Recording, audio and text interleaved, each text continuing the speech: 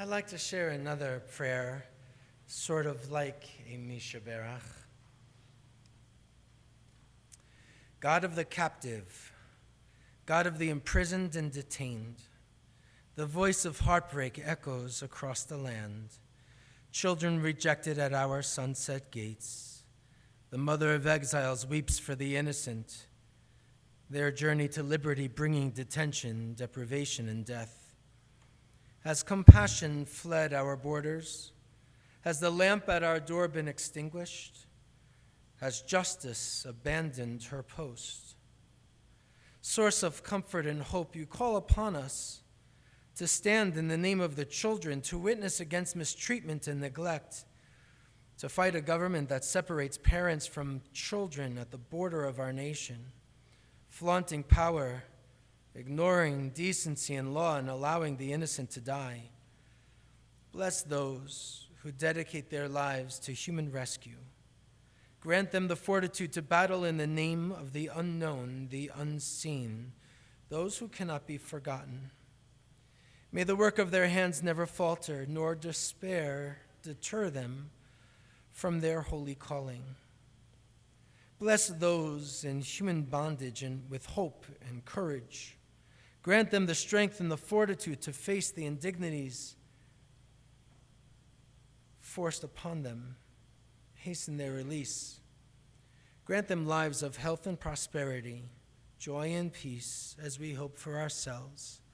Blessed are you, Adonai, our God, sovereign of the universe, who releases the captive. Baruch atah Adonai, Eloheinu melech haolam matir asurim. Amen. So that's what I want to talk about with you again. That's what I want to talk about. There's this Lights for Liberty that's going on tonight, and I'm compelled to be here. I need to be here and need to be with you. There are others that might go out later to Aurora or to Boulder downtown, and from here and more power to you. But for me, I'm trying to figure out again what to say. A time when many in our country are having deep, ultimate concerns about where we are and what's happening around us. So the idea for me is, what is it that God asks of us? What is it that God asks of us? How is it that we know where to put our priorities when we have values that are in conflict? And there are values that are in conflict. It's not one value over every other value. We need safety and security. We need borders that can protect and maintain.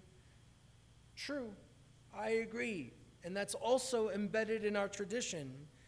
And yet there's this other side of the coin in conflict with another true value of law and justice, is the justice for those who are hurting and making sure that people experience a sense of human dignity because everyone is created in God's image. So what do we do?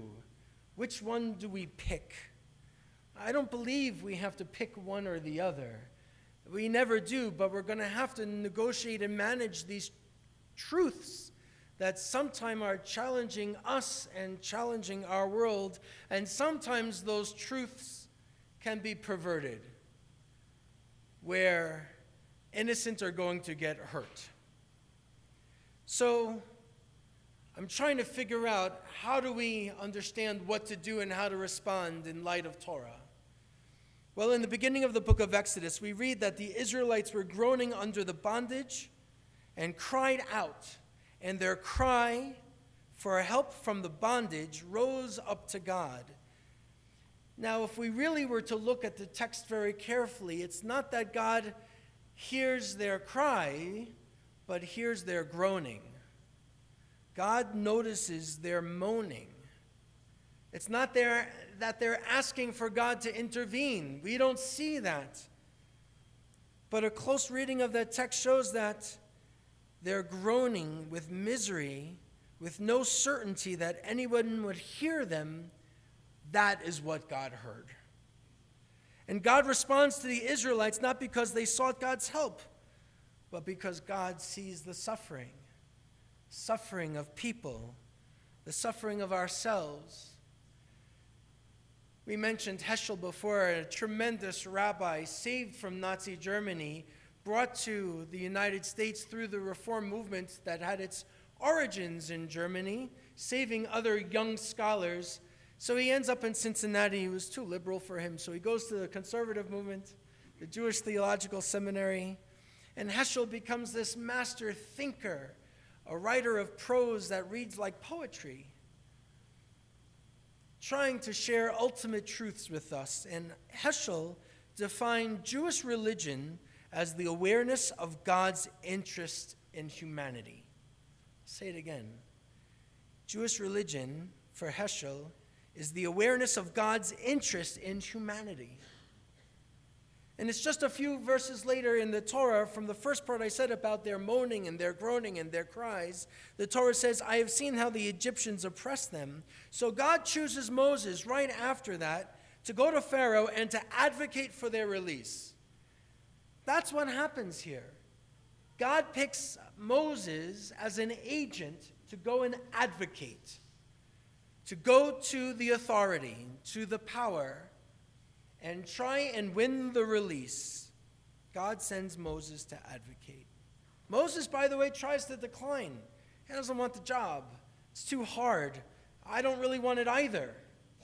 But sometimes we have to follow through and do what's right, even if inconvenient, even if there's a cost. And so Moses goes. I want to put it together another piece of the puzzle about how do we deal with a Lights for Liberty campaign on this night, on the Sabbath. And I look at Avraham Avinu, our father Abraham. He starts out as Avram, the Ivri, the Hebrew, and Ivri means to cross over. We know that he travels incredible destinations. Now he's traveling for a purpose, to be sure, but it's not to run away, it's to run to. And in the context of his leaving, God says that he's supposed to leave his land, his birthplace, and his father's house. 3 different things. One that's very general, and it gets narrower and narrower. The land, the birthplace, and his father's house. What's the significance of these 3 locations? Well, it probably shows that this is not easy for him. Even if he's called to do something great, it's not easy to leave everything that you know and go on this journey. But it also tells us about the meaning of home and what's involved in leaving home. The general to the specific in terms of his own emotions. And then a touch later, there's going to be a promise. God will make you a great nation. And Rashi, this incredible commentator, of all of Jewish sources, practically, not really, that's all right, a lot. He looks at the line that says, I will make you a great nation, and he says, since traveling is the cause of 3 things, Rashi says. It breaks up family life, it reduces one's wealth, and it lessens one's renown. It makes you vulnerable. That's Rashi, medieval France. He therefore, God gives 3 blessings. God should promise him children and fertility. There's going to be wealth, and he's going to have a great name, right? I will make you a great nation. So those 3 are going to be the compensation for Abraham, for going out and making this journey. Now again, he was moving towards something. He wanted to grow. He wanted to build something, not different than other kinds of people's stories. But we have a history of expulsions and exiles, and Rashi knew that. The Crusades were right by him. It wasn't the first time that Jews were going to be displaced from his land, and he points out this particular teaching connected to Abraham's journey because he knew probably, that the Jews of France were going to face something similar soon. And they did. What insights do our sages have when they're trying to teach a lesson? It's not just in a vacuum.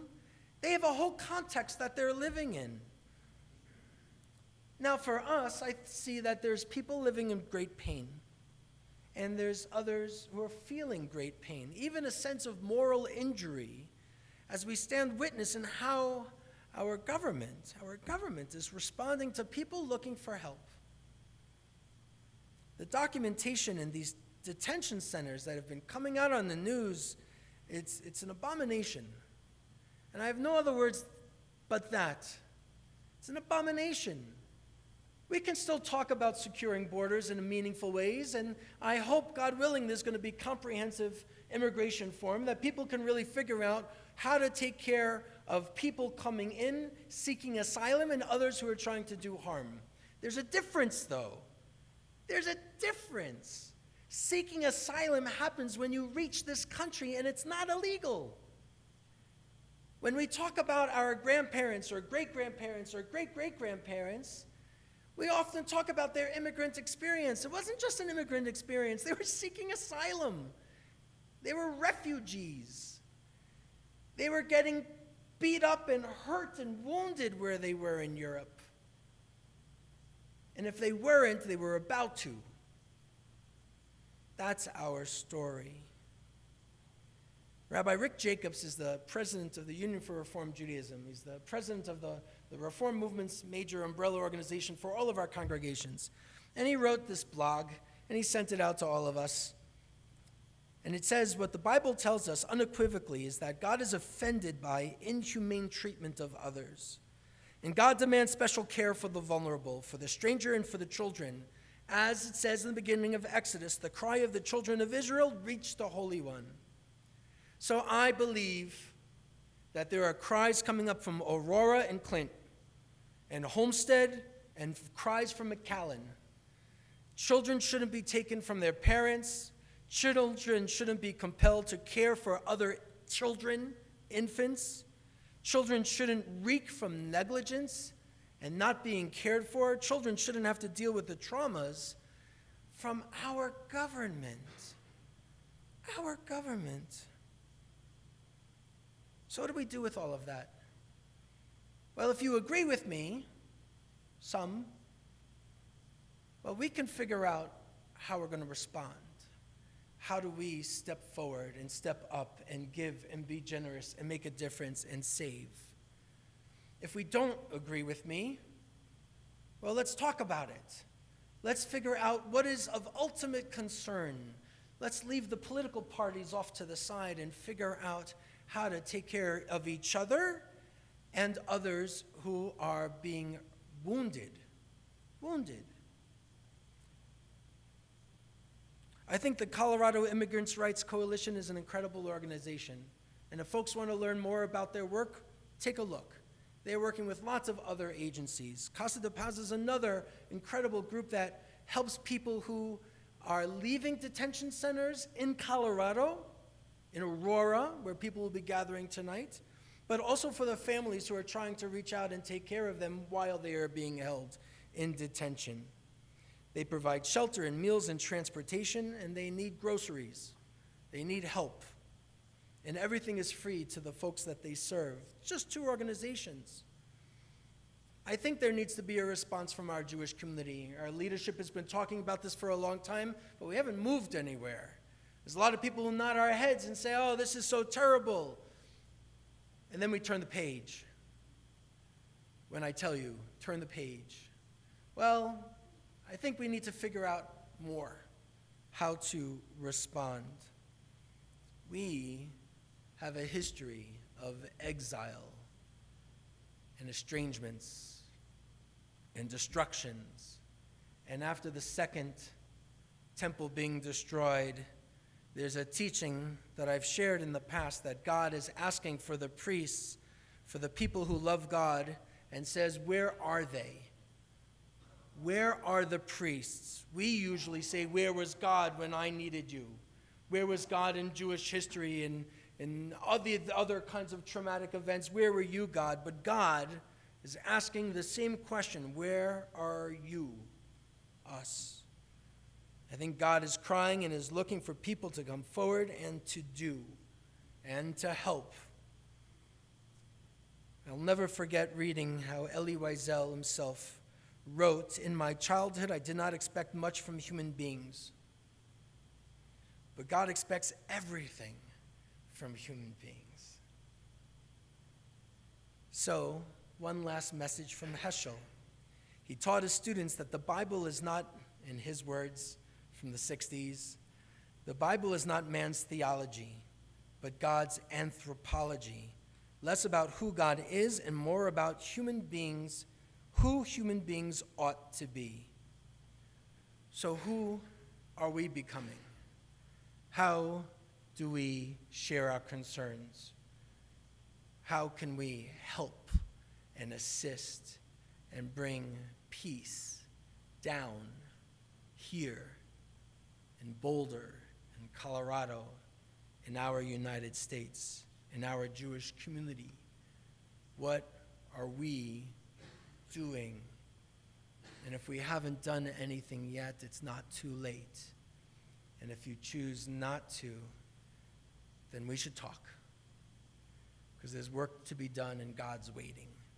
And so are the people in Aurora and Homestead, and McAllen, and Clint, and elsewhere.